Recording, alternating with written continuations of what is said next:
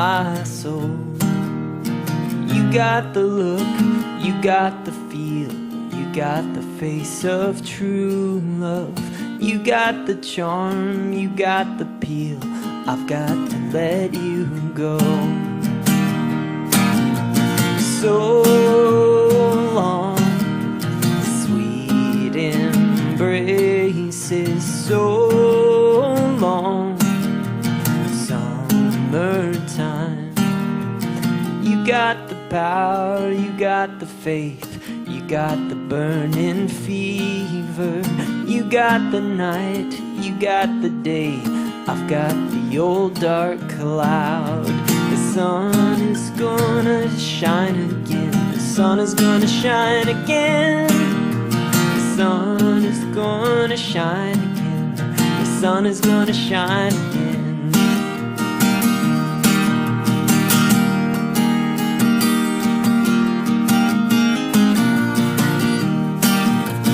Long time I've been waiting, long time, long enough. You got the song, you got the dance, you got the inspiration.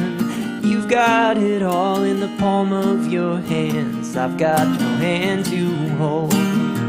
The sun is gonna shine again, the sun is gonna shine again. The sun is gonna shine again, the sun is gonna shine again.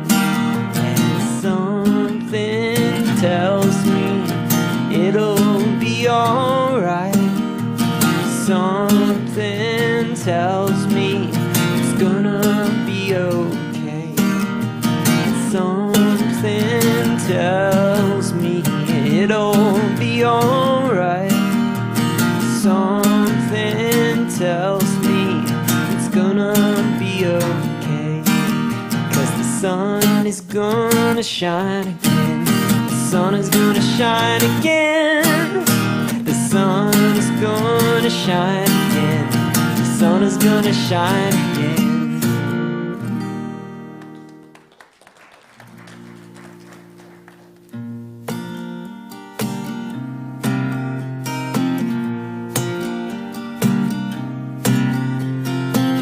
I, the Lord of sea and sky, I have heard my people cry. All who dwell in dark and sin, my hand will save. I who made the stars of night, I will make their darkness bright. Who will bear my light to them? Whom shall I send? Here I am, Lord. Is it I, Lord? I have heard you calling in the night. I will go, Lord, if you lead me. I will hold your people in my heart. I, the Lord of snow and rain, I have borne my people's pain. I have wept for love of them, they turn away. I will break their hearts of stone, leave them hearts for love alone. I will speak my words to them. Whom shall I send? Here I am, Lord. Is it I, Lord? I have heard you calling in the night. I will go, Lord, if you lead me. I will hold your people in my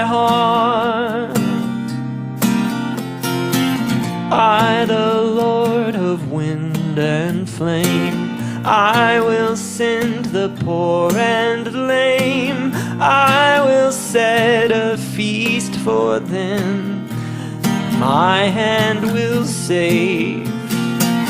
Finest bread I will provide. Till their hearts be satisfied, I will give my life to them. Whom shall I send? Here I am, Lord. Is it I, Lord? I have heard you calling in the night. I will go, Lord, if you lead me. I will hold your people in my heart.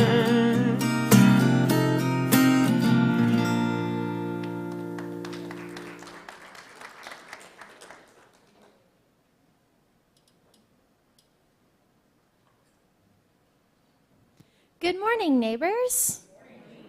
We are so glad that you're here to join us on this wonderfully beautiful, but also super duper hot summer day. My name is Nicole, and I would like to tell you about a few of our big things going on here at the church. If you would like a full overview of what we're doing, as well as our different ways to get connected, if you forget, there are bulletins on your table, as well as connection cards. So you can fill those out, leave them where we find them, and we'll pick them up after the service. And on the topic of getting connected, if you would like to skip the whole connection card fiasco, you can simply take out your phone and text neighbors to 402-512-1856. All right, here at Neighbors, we love to have fun, so we're combining two favorites, potluck and bingo. Yep, there we go.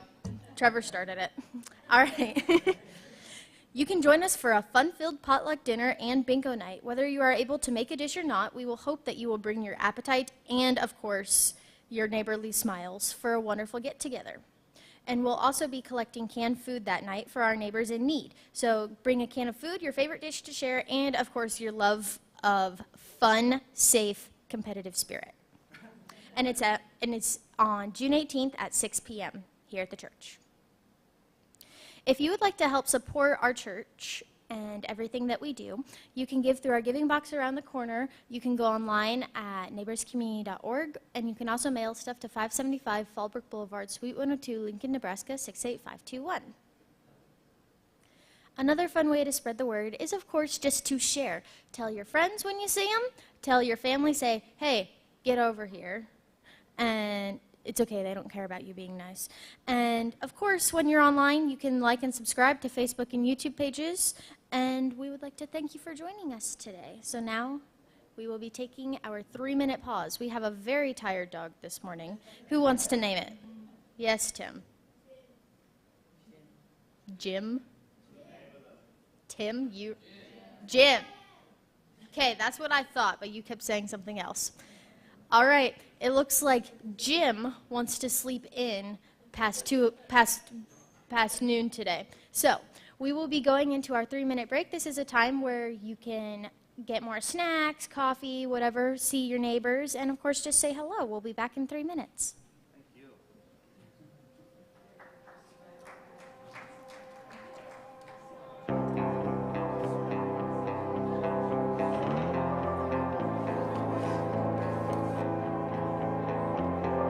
Holding on to all you're fearing, believing everything went wrong.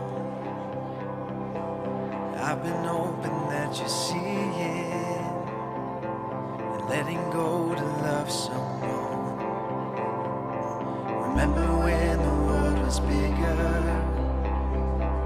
living so alive and free. Look into the magic mirror and see all you were made to be. Wait up, you will feel it. Wake up, you will find it. It's been waiting on the other side for you there. Everybody wants a life full of love to feel alive. Everybody needs a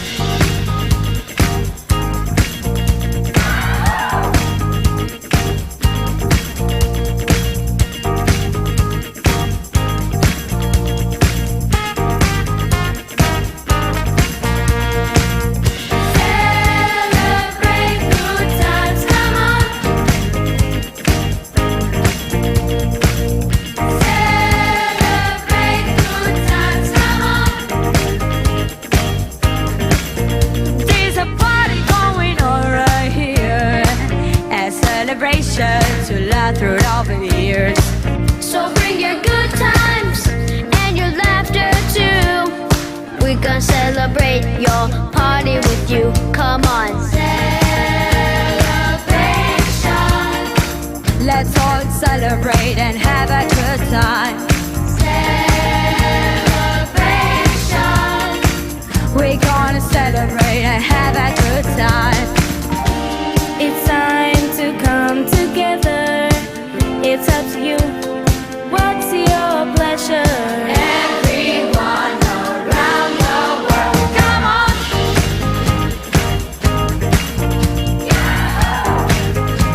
It's your celebration.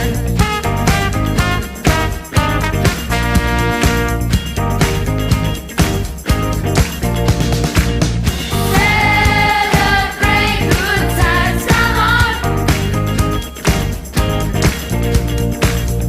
Celebrate good times, come on. There's a party going on right here, a celebration to last throughout the years. So bring your good times and your laughter too. We gonna celebrate your party with you. Come on now.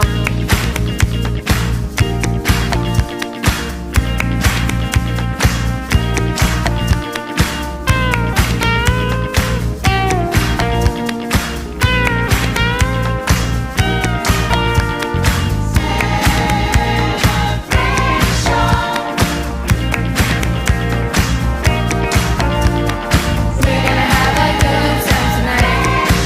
Let's celebrate. It's alright.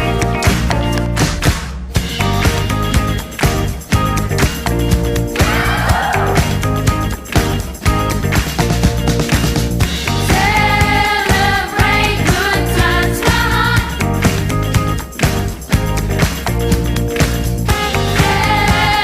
Celebrate good times, come on. We gonna celebrate your party with you. Come on.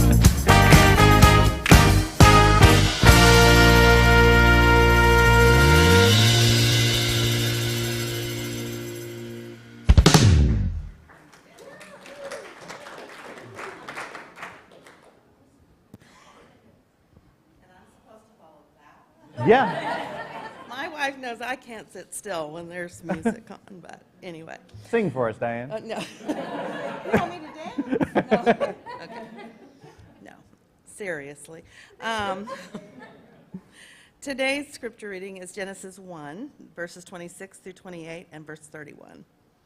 Then God said, "Let us make humans in our own image, according to our likeness, and let them have dominion over the fish of the sea, and over the birds of the air, and over the cattle, and over all the wild animals of the earth, and over every creeping thing that creeps upon the earth." So God created humans in his image. In the image of God, he created them. Male and female, he created them. God blessed them, and God said to them, "Be fruitful and multiply, and fill the earth and subdue it, and have dominion over the fish of the sea, and over the birds of the air, and over every living thing that moves upon the earth." God saw everything that he had made, and indeed it was very good. Thank you. Good morning, everyone. We are starting a new series today called, what's it called? 15 Texts from the Bible. These are 15 texts. Normally, I like to go through the books and stuff, but I thought it would be kind of fun over the summer to go through 15 texts that's mentors of mine and that have deemed important. Not that to say that anything else is not important, but just kind of wanted to bring these to light. And they go from Genesis. I think our last one, the number 15, is actually in Revelations. So I hope you'll like it. And if you don't, the doors are locked. So today we start with Genesis 1, 26 through 28, and a little bit of 31 there. This is, boy, religious folk. God love them. First book in the Bible. We're just a couple of pages in, and we have already found things to argue about for centuries. Ever since this book was written, I think people have been fighting or finding reasons to try to make themselves the better Christians than the other people. And we have done a great job of that. Currently, in our own generation, we have used text from this very book, Genesis, as a way to argue, to exclude, and a way to just kick people out. And so we're going to talk about a little bit about that, about the book of Genesis. A lot of times we think of Genesis, you know, for some reason we think of the entire Bible as this factual history that just, you know, goes out through, and everything in it has to be taken verbatim and for words and words. But the people that first were reading the scriptures of this, they never thought of it that way. Just like if you have a library at home, I have a feeling that you don't just have history books. You might, but you might have fiction, you might have science fiction, you might have fantasy, you might have poetry, you might have songs. But all of those help to tell a story, and you get something out of that story. Well, Genesis was seen that way. It was seen as a poetic way of talking about how God created the world. And we have screwed it up. We've taken a wonderful piece of literature and we have weaponized it. It's like taking a Taylor Swift song and hitting someone over the head with it. It's just, you know, I don't know Taylor Swift, so let's look at this one here, 7 days. Oh my goodness. Millennia we have fought over this. Science says this. It has to, you know, the earth is formed and everything like that. It's billions of years old. And then you've got the religious saying, well, if my God can make it in 7 days, and then 7 days is what it is. And he actually made it in 6. 7 days he rested. He took a nap. And so we have fought over this over and over and over again. You know, scientists saying, you know, what about the dinosaurs? You know, and over here you got, well, they probably didn't exist. You know, the bones were created in the lab and all this kind of stuff. And the people that wrote the Bible, the people that wrote Genesis, I say the people because it's believed by many scholars that Genesis was started out penned by Moses himself, inspired by God. It's also believed that it was added to and tweaked by religious leaders throughout time, and even during our time in when Jewish people were held captive in Babylonia. A lot of stuff was added to that too. But it's fair to say that neither Moses or anybody else that wrote it afterwards was personal friends with Adam and Eve. They didn't exchange Christmas cards. They were miles apart, years apart. And the inspiration that God gave Moses in this particular fashion had nothing to do with the amount of time that it was created. Nothing to do with it. The people that read this, they didn't see it the same way that we see it now. The things that we are arguing about now, they didn't argue about then. I wish we could go back in time sometimes because I think it would be an eye-opener for all of us. But this is something that we have seen debated, fought over, excluded. There are people that are on the belief side that if you do not believe that the world was created in 7 24-hour periods, you have no faith. That's a test of your faith right there. The first couple of chapters, and you flunked because you don't think that that's, you rely on things like science and stuff like that, and so you are incorrect, you're wrong, and you don't belong. That's the catchphrase of Christians these days. You know, that's what we like to say. It's on bumper stickers everywhere. You have people of science. Imagine if you're a scientist. Imagine that you've spent all your life, your passion is science. You've studied evolution, you've studied Darwin, you've studied, you know, all the, Darwin, we're not supposed to say that in church, are we? But imagine you did. Imagine you were brought up in this scientific world and you start reading the Bible right here and you've got people that say, if you do not believe this, you're out. So you're immediately, within the just first couple of pages of the very first book, you're already feeling like you're not included in this. You're not part of this. Because you believe this thing, they believe this thing. This is one that our generation seems to have really latched onto. We love to quote this one a lot. A lot of people have fought over this, and currently in courts and everything, male and female, God created them. And we have fought over that. We have used that to exclude gender identification. We've used that to exclude LGBTQ, because people say, that's how we were created, and it was Adam and Eve, not Adam and Steve, and all that kind of stuff like that. They never put a woman, they never say, Eve, and it wasn't Eve, because you can't rhyme a female's name with Eve. That's where they go short, so it's got to be the guy. And we fought over this. Over and over again we have fought over this. We are still fighting over this. I bet that if the Pride events had not been canceled because of the storms, there would be some guy with a microphone, they were there last year with a little portable speaker, yelling things like this at people and telling them that they are wrong and that they don't belong. Telling them that they are excluded. Imagine if you were somebody that has identity issues, or because of who you love, and you're just a couple of pages into Genesis. You're starting to to figure this whole thing out. You read this, and you remember all the things that have been said in regard of this, and you wonder if you are even invited to read the rest of it, if you're even part of it. It's funny, though, the things that we fight over today, they didn't fight over it then. This was not a thing to them. The people that were first reading this, they would think that we're nuts. And we are nuts for fighting over this kind of stinky stuff. That was my censoring, by the way. Stinky stuff, yeah. Okay, well, to them, there was no comprehension of different genders and things like that. It wasn't but you know what? There was something that they heard when they read this that hit them hard. It was controversial. It was radical. It's because in those days, right, we're talking about like the days of Moses, men were here, women were here. A man could have as many wives as he wants. He could use and abuse them as much as he wants. They were equivalent to slaves.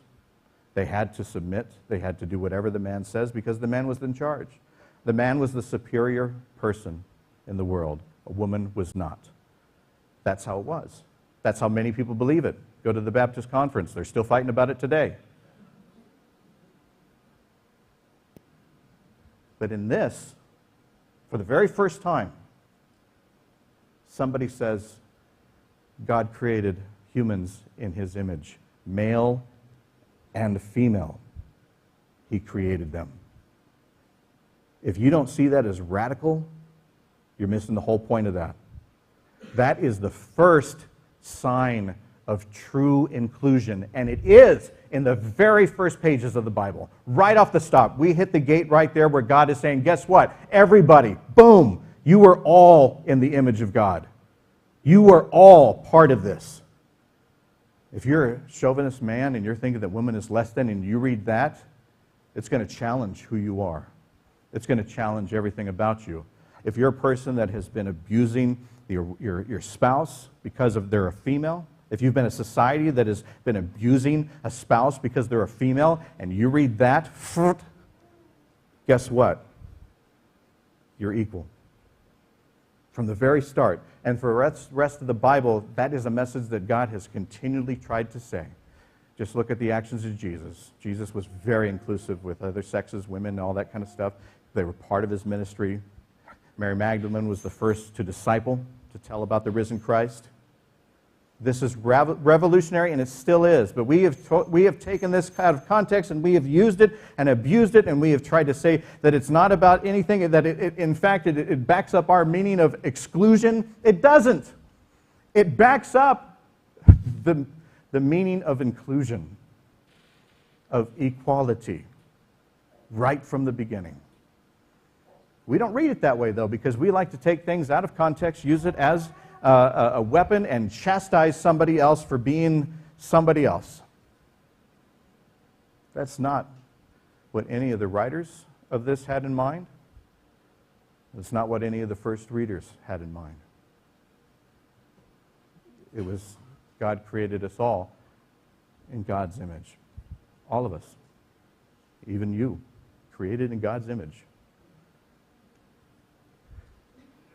Baldy.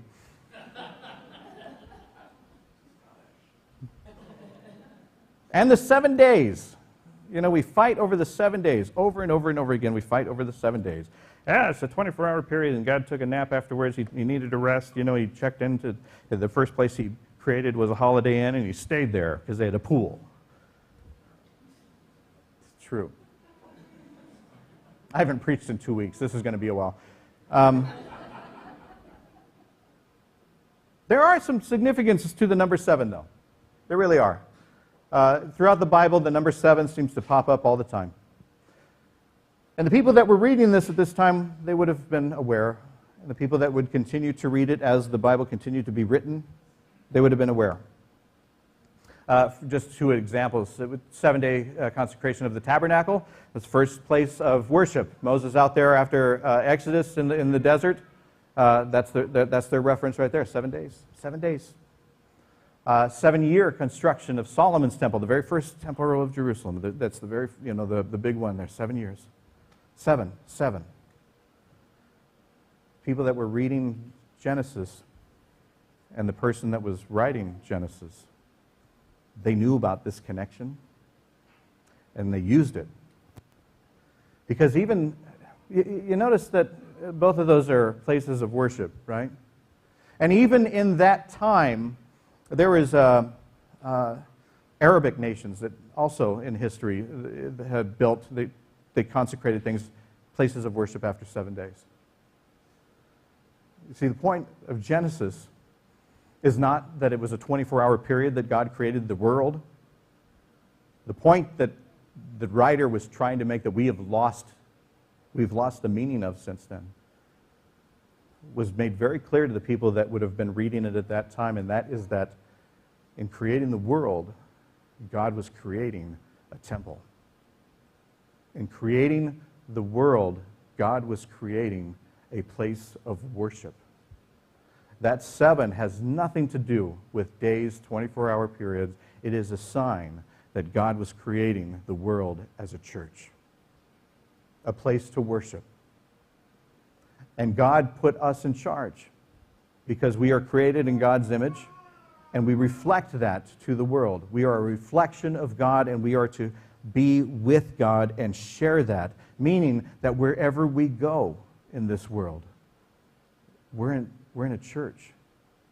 We're in a place of worship, a place where God meets. It used to be thought of that you had to build a temple, and you had to build it in a way that where the last thing that you would do is you would take that image or thought of God and you would place that in there, usually on the 7th day.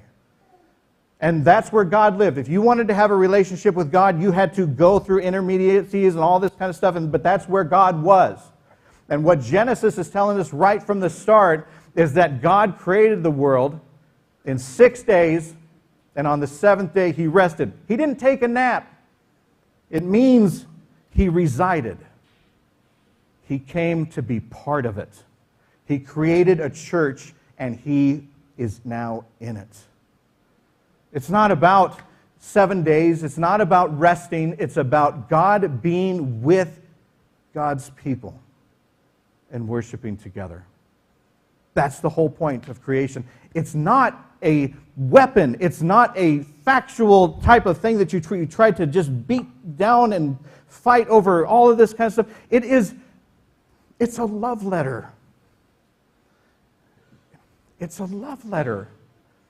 It is God saying, I am creating all of this to be with you, to be part of you. It is saying you are in charge of it, which means not you get to abuse it, not meaning that you get to take advantage of it. You're in charge of it as a parent is in charge of a child. You're there to nurture it, to take care of it. If we are the reflection of God and we are to reflect God into the world, then we are to do no harm to that world. We are to treat the world as a place of worship and a church. We are there not to fight each other. We are there to share the worship of God together. That's what we're supposed to be doing. That's what this whole passage of Genesis is all about. It has nothing to do with any of the things that we have fought over. It is a celebration. It is a celebration of all different types of people being the image of God. We always look at the image of God as one thing. Well, guess what? If God created us all in God's image, then every one of us would look exactly alike. Do you want to look like me? No, you don't.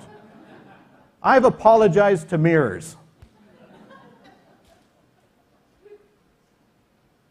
It's every single one of us. Every single one of us. How we identify, who we love, who we share time with, what makes us us. Every single one of us is in the image of God. Every single one of us is created by God, and every single one of us is to take part in God's church. And that's everywhere. That's a loving story. See, the thing about the creation story that was so different back then is that worlds were created. There were legacies and things like that before. There was literature about the way the world's created, and it usually was created by a couple of gods having a fight, and the world was actually a result of the violence. Or a god was completely angry, and he took his anger out by creating us, just so that he could stay mad. But all of them, the one thing that they had in common was that these gods were doing this thing, and people were either victims of it, a result of it, or they were there just to witness it. The incredible thing about Genesis is it was saying that the one God created this world so that God could work through us out of love. He looked around and he said, something that was never written about creation before. A God saying, it is good. It is good. How many times have you looked in the mirror and said, it's good? How many times have you looked at yourself and said, I'm in the image of God. I'm created by God. I'm not excluded from this world. I'm not a disappointment. I'm not a mistake. I'm part of a church.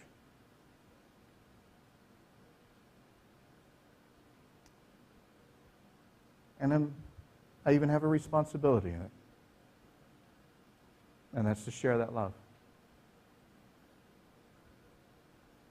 We doing that?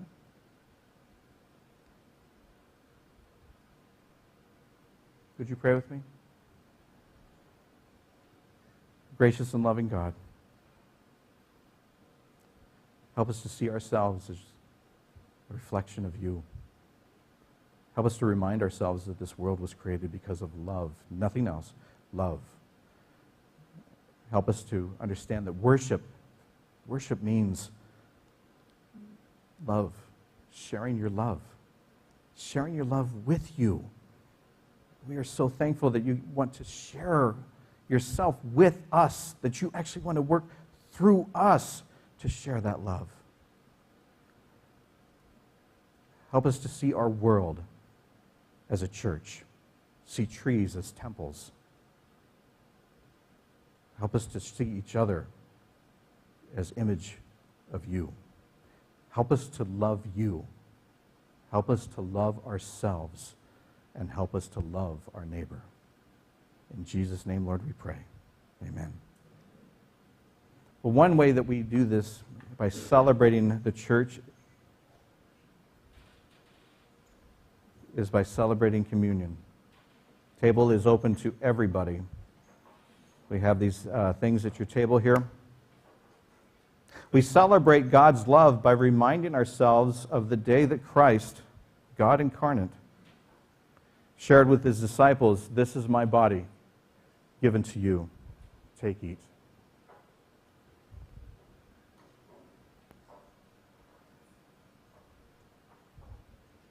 We celebrate the church by remembering when Christ held up the wine and said, "This is my blood shed for you, for the forgiveness of sins. Do this in remembrance of me."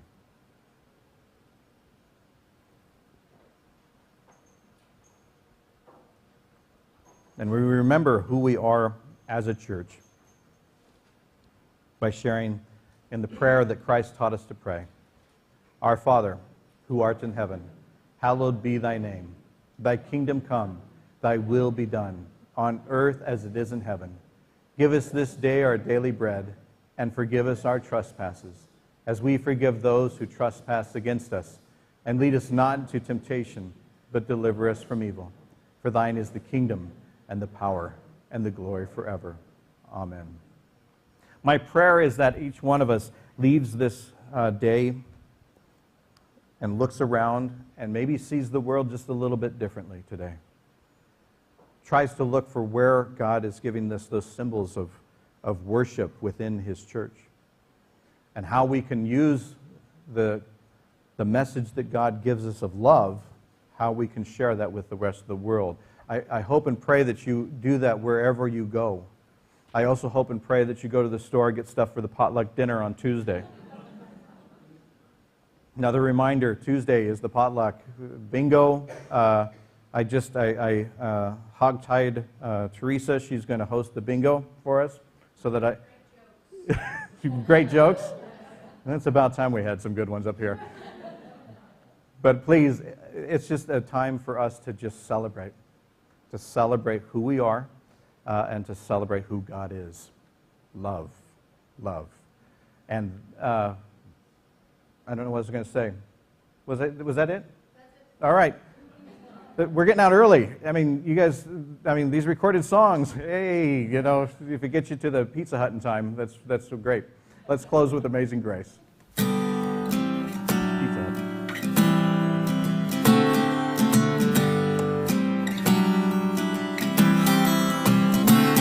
Amazing grace, how sweet the sound that saved a wretch like me.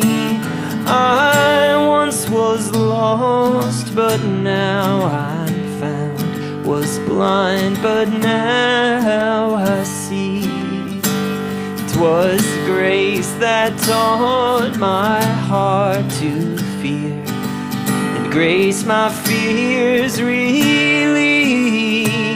How precious did that grace appear the hour I first believed. Through many dangers, toils, and snares, I have already come.